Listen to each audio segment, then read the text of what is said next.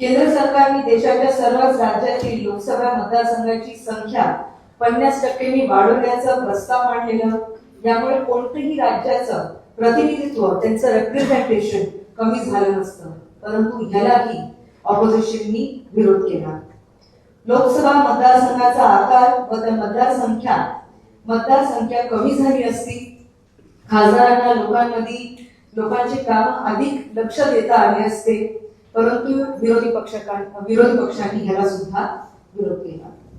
विरोधी पक्षांनी विरोधसाठी जे मुद्दे मांडले त्या सर्व मुद्द्यांवर पंतप्रधान माननीय नरेंद्र मोदीजी आणि तसेच केंद्रीय गृहमंत्री अमित शहाजी यांनी लोकसभामध्ये रेकॉर्डवर सविस्तर उत्तर दिलेलं आहे.